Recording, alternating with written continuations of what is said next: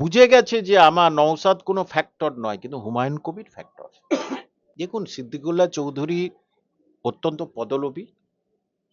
ইসলামের কোনো কিছু উনি মানেন না, পথ ছাড়া কোনো কিছু ও মানেই না। ওর এলাকায় ও ঢুকতে পারে না, ও মুসলমানদের মধ্যে নয়। আপনি যদি মন্দির তৈরি করে সাসপেন্ডেড না হন, আপনার দলের হুমায়ুন কবির সে মসজিদ তৈরি করে সাসপেন্ডেড কেন হবে?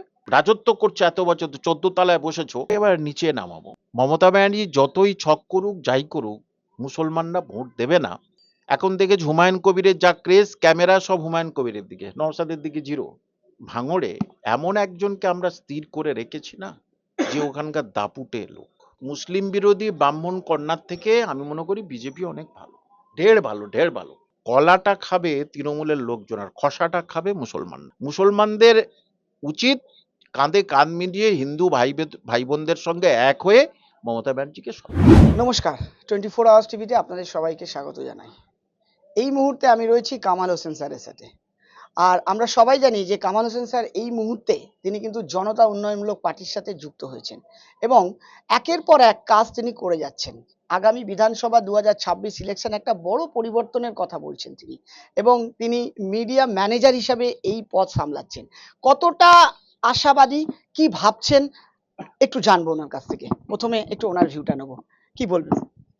দেখুন, মুসলিমরা দীর্ঘদিন ধরে মমতা ব্যানার্জির বিরুদ্ধাচরণ করছে, এবং তার কারণ মমতা ব্যানার্জি সেই জায়গাটা তৈরি করেছে। প্রথম বহুদিন ধরে মুসলিমদের কোনো উন্নয়ন নেই, শুধু বিজেপি জুজু দেখিয়েছে। আর লাস্টে এই যে ওবিসিটা, হিন্দু ভাই বোনদের কাছে বিরাট কিছু মমতা ব্যানার্জি করেছে, যে দেখো মুসলমানদের অনেক কিছু করেছে, হিন্দু ভাই বোনরা তাই ভেবেছে বিজেপিও। কিন্তু 40টা মুসলমানের যে পদবি ছিল সেখানে 32টা বাদ করে দিয়েছে। মুসলমানরা বিগত এই যে 4টে রেজাল্ট বার হলো, সেখানে মুসলমান ওবিসি এ বির মধ্যে আর নেই, যেটা বামফ্রন্টের সময় ঠিক ছিল। এটা শিক্ষিত মুসলমানরা ক্ষেপে আগুন হয়ে আছে। তারপরে লাস্টে কম শিক্ষিত গ্রামেগঞ্জে যারা প্রান্তিক মুসলমান, তারা এই ওয়াকাপটা যেমন হিন্দুদের মন্দিরের সঙ্গে সম্পর্ক, তাদের আত্মার, হিন্দু ভাই বোনদের, ঠিক মুসলমানদের আত্মার সঙ্গে সম্পর্ক মসজিদ এবং ওয়াকাপ। সেইটার বিরুদ্ধে মমতা ব্যানার্জি কোনো কথা বলেনি। পাড়াগায় কি হচ্ছে, চাচা তার ভাইপোকে মেরে দিল, কারণ চাচা এক পার্টি, ভাইপো আর এক পার্টি। তাহলে ভাইপো খুন হয়ে গেল, চাচা জেলে গেল। তাহলে ভাইপোর ছেলেমেয়েরাও অনাথ, চাচার ছেলেমেয়েরাও অনাথ। এইটা মুসলমানরা এখন বুঝে গেছে যে একে ভোট আমরা দেবো না। তাই একটা প্ল্যাটফর্ম খুঁজছিল, যে প্ল্যাটফর্মটা কোনটা। হুমায়ুন কবির প্রথমেই প্ল্যাটফর্মটা দিল, আসো সবে আমরা এক হই, এই মমতা ব্যানার্জিকে আমরা দেখাবো। এবং উনি যেটা আমাকে বলেছেন, আমি বলি যে আপনি প্রেসকে বলুন। উনি বিজুলি গেলে প্রেসকেও বললেন, মানে যেখানে এরা থাকেন আমাদের এমএল হোস্টেলের ওখানে, বিজুলি গেলে ওখানে ইনি বললেন যে আমি যে 30% হিন্দুকে কেটে গঙ্গা জলে ভাষা বলে, সেটা মমতা ব্যানার্জি বলতে বলেছিল। পরিষ্কার বলে দিলেন যে আমাকে আপনারা মাফ করবেন, ক্ষমা করবেন। তা সেইটা উনি বলে মুসলমানদের সবাই, হিন্দু বহুজন এসেছে, তো স্পেশালি তৃণমূল থেকে কাতারে কাতারে আসছে। এইটাই মমতা ব্যানার্জির সবচেয়ে বড় ভয় বলে তার শ্বশুরের ওনার বেহায়ের নামে দিয়েছে, ওনার মেয়ের নামে, জামাইয়ের নামে দিয়েছে কেস। তারপরে গত 2-3 দিন আগে ওনার ওই নিজের যে বাড়ি 2003 সালে কিনেছে, 2005 সালে করেছে, তখন উনি তৃণমূল ছিলেন। এখন বলছে ওটা নালা জমি, ওটা বাড়ি হলো কি করে এতদিন পর। তার মানে দল ছাড়লেন, তার মানে বুঝে গেছে যে আমার নওশাদ কোনো ফ্যাক্টর নয়, কিন্তু হুমায়ুন কবির ফ্যাক্টর। এইটাই। একটা কথা জানতে চাইবো, এই যে ধর্ম নিয়ে রাজনীতি, সবাই বলে বিজেপি ধর্ম নিয়ে রাজনীতি করে, রাম মন্দিরের প্রসঙ্গ বারবার উঠে আসছিল, সেখানে শিলান্যাস হলো বাবরি মসজিদের, এবং এই বাবরি কথা নিয়ে অনেক মুসলমানদেরও প্রবলেম আছে।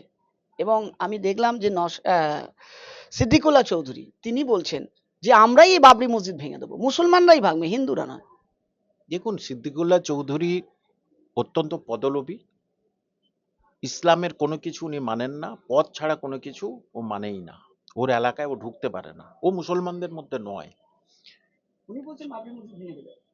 যে সবচেয়ে বড় কথা, সুপ্রিম কোর্ট বলেনি তুমি বাবরি মসজিদ ভেঙে দাও, বলেনি, সরিয়ে দাও একটু দূরে। তা মুসলমানদের আবেগের কথা রেখে ওই মসজিদটা শিফট হয়েছে বহরমপুরে। আচ্ছা আচ্ছা। এবং বাবরের নাম জহিরুদ্দিন, মোহাম্মদ হুমায়ুন কবিরের বাবার নাম জহিরুদ্দিন। আচ্ছা, এটা তো খুব মানে বুঝতে পেরেছেন? coincidence, হ্যাঁ। উনি ওনার বাবার নামেই, মসজিদটা করছেন। হ্যাঁ, যে এবারে কোনো মসজিদে আপনি যেমন ধরুন কালী মন্দির সব গ্রামে গ্রামে আছে, আচ্ছা তাই মানে আপনি তৈরি করেছেন মানে আপনার কালী মন্দির না, আচ্ছা। স্বাভাবিক। হ্যাঁ মসজিদ প্রতিটা গ্রামে গ্রামে আছে। হ্যাঁ হ্যাঁ। হুম।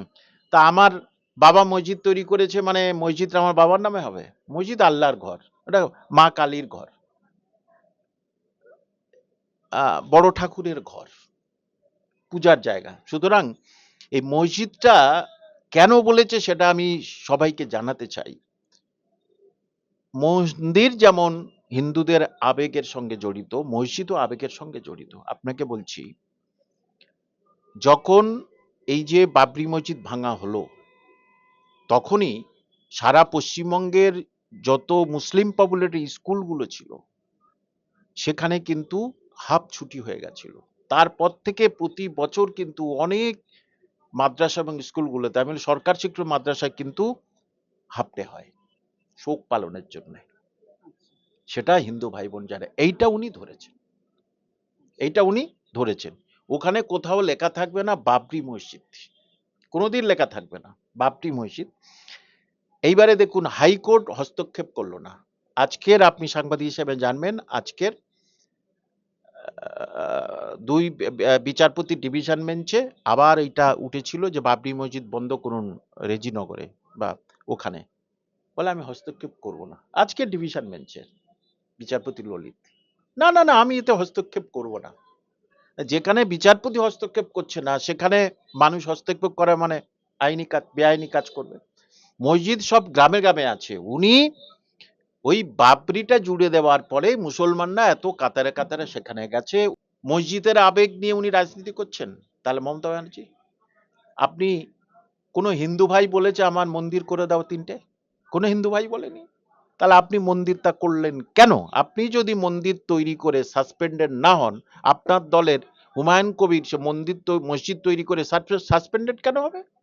বাহ বাহ বাহ বাহ, আপনি ব্রাহ্মণ কন্যা বলে আপনার ছাড়, আরে মুসলমান বলে এর এ আছে। তাহলে এইটা কেন করেছে? দেখছে আমার মুসলমান ভোট আর নেই, আমার হিন্দু ভোটের দিকে থাবা বসাতে হবে। সেই জন্যে পরপর মন্দির দুটো রেডি, মহাকালটা তৈরি হবে। মুসলমানরা ধরেছে আমাদের সব ভোট তোমাকে দিই, 5% এদিক ওদিক যায়, তাহলে আমাদের ভোটে তুমি জিতে এসেছো, রাজত্ব করছো এত বছর, 14 তলায় বসেছো, এবার নিচে নামাবো, মানে আর তোমাকে আমরা ভোট দেবো 140%, মানে শুধু 40%, 140% ভোট তোমাকে আর আমরা দেবোই না।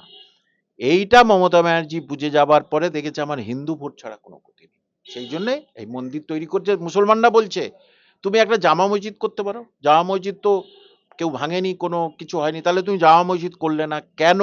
প্রশ্নটা এটাই। মানে মমতা বন্দ্যোপাধ্যায় ভয় পেয়েছেন বলতে চাইছেন, এবং মুসলিমরা যে তার কাছ থেকে সরে গেছে সংখ্যালঘু ভোট, এটা আপনি বলতে চাইছেন। সেটা আপনি মাদ্রাসা, আমি জীবনে কোনো দিনে মাদ্রাসা আন্দোলন হয়েছে, আপনি কেন বলতে গেলেন যে 10,000 ওই যে খারিজি মাদ্রাসা আমি হচ্ছে কে সরকার স্বীকৃত করে দেবো? মুসলমানরা তো বলেনি, তা আপনি বলে তারপর সেটা করলেন না কেন?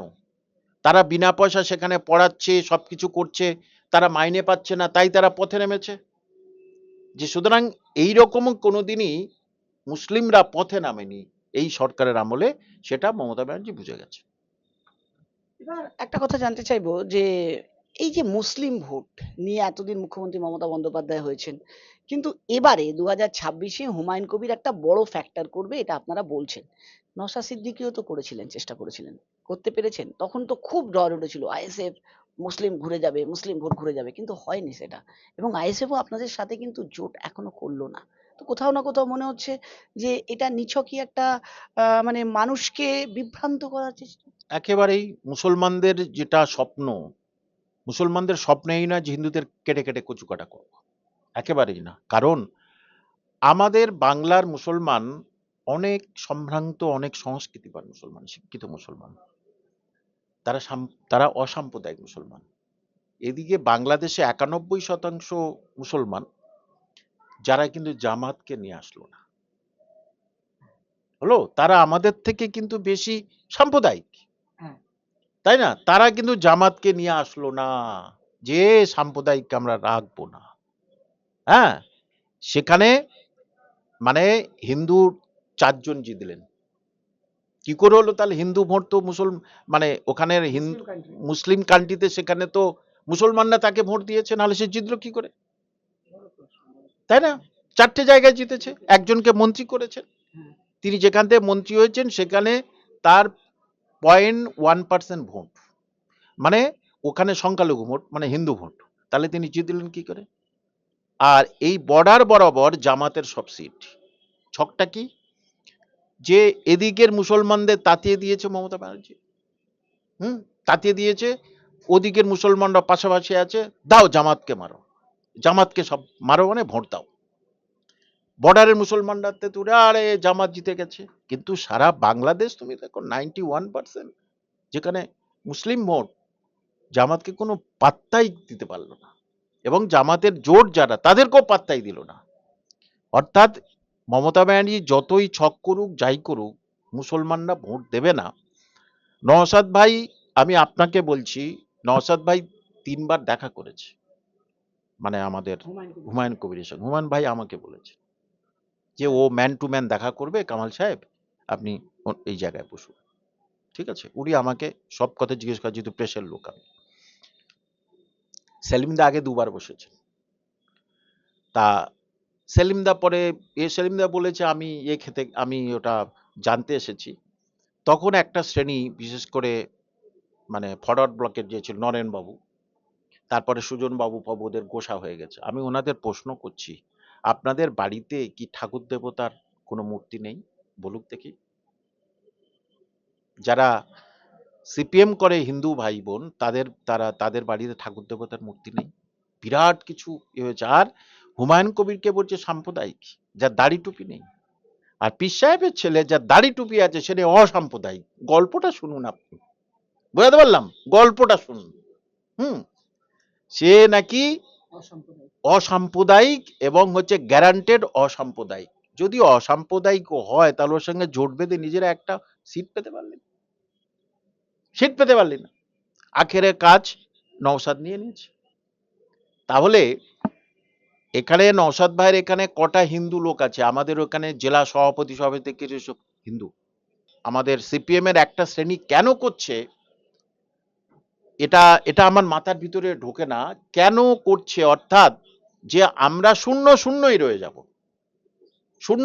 রয়ে যাব, কিন্তু আমরা এটা করব না। আরেকটা নওশাদের আরেকটা এটা হতে পারে, নওশাদ দেখেছে একাই এতদিন ধরে মুসলমান নেতা হয়েছে, এখন দেখেছে হুমায়ুন কবিরের যা ক্রেজ, ক্যামেরা সব হুমায়ুন কবিরের দিকে, নওশাদের দিকে জিরো। দেখেছে ও তাহলে তো একদম অন্ধকারে ডুবে যাবে, সেইটা হচ্ছে কেউ। এইদিকে আসাদুদ্দিন ওয়াইসি ব্যারিস্টার, তিনি আমাদের সঙ্গে জোট দিয়েছেন পরিষ্কার, এবং মালদা, মুর্শিদাবাদ, 2 দিনাজপুরে একটা সিট পাবে আছে, ওখানে বিজেপি বার হয়ে যাবে, ভোট কাটাকাটি বিজেপি বার হয়ে যাবে। হ্যাঁ, তা সেখানে মমতা ব্যানার্জি বুঝে গেছে, আর সেই জন্যই নওশাদের পিছনে লাগেনি।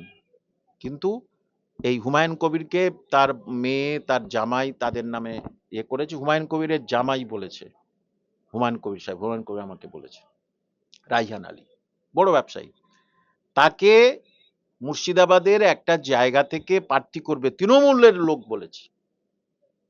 ভাবুন, বিভিন্নভাবে ম্যানেজ করার চেষ্টা করছে, কারণ জানে যে ভোট, মুসলমান ভোট 9-6 হয়ে যাবে। প্রশ্ন একটাই, যারা মমতা ব্যানার্জিকে চাচ্ছে, তারা এই হুমায়ুন কবিরকে সাথ দিচ্ছে না। আমি বিজেপিকে বলছি না, বিজেপি স্বতন্ত্র দল। তার মানে নওশাদকে, আইএসএফ কি এটাই চাচ্ছে যে আমরা তৃণমূল থাকুক চাই, বিজেপি থাকুক আসুক চাই, অঙ্ক তো সেটাই বলে। তাহলে আমরা তো আপনাকে বলেছি জোটে আসুন, আপনি দেখা করেছেন আমার লিডারের সঙ্গে, কিন্তু জোটে আসলেন না। তাহলে কি অঙ্ক আছে? যে অঙ্কে ডায়মন্ড হারবারে দাঁড়াবে বলে অভিষেকের বিরুদ্ধে দাঁড়ায়নি, সেই অঙ্ক কি? যে সুতরাং মুসলিমরা কিন্তু, কারণ ওই যে ভাঙড়ে এমন একজনকে আমরা স্থির করে রেখেছি না, যে ওখানকার দাপুটে লোক, যে ওকে মানে ডগ ইন ম্যানজার পলিসি, খাবে না, খেতেও দেবে না। তাহলে ও ও হেরে যাবে। তাহলে তৃতীয় পক্ষ মানে বিজেপি, ওখানে জিতে যাবে। তাহলে এর জন্য দায়ী কে? হুমায়ুন কবির নয়, এর জন্য দায়ী নওশাদ সিদ্দিকী। তাহলে আপনারা জানেন যে আপনাদের এই কার্যক্রমের পরে বিজেপি জিততে পারে। দেখুন, এর থেকে এই মুসলিম বিরোধী ব্রাহ্মণ কর্নার থেকে আমি মনে করি বিজেপি অনেক ভালো, ঢের ভালো। কিন্তু মমতা ব্যানার্জি এদের হাতে না মেরে ভাতে মারছে পুরোটা। জানেন তো, এই যে কলাটা খাবে তৃণমূলের লোকজন আর খসাটা খাবে মুসলমানরা, এইটাই মনে হয় আমাদের বোঝাতে চেয়েছে, যে সংখ্যালঘু তোমরা কলাটা খাবে, যদি জোর না বাঁধো কলার খোসাটা খাবে। আর ওই তৃণমূলের লিডাররা যারা ওই যেভাবে ওই ওয়াকফ সম্পত্তি অনেকে খাচ্ছে, মুসলমানদের উচিত কাঁধে কাঁধ মিলিয়ে হিন্দু ভাই বোনদের সঙ্গে এক হয়ে মমতা ব্যানার্জিকে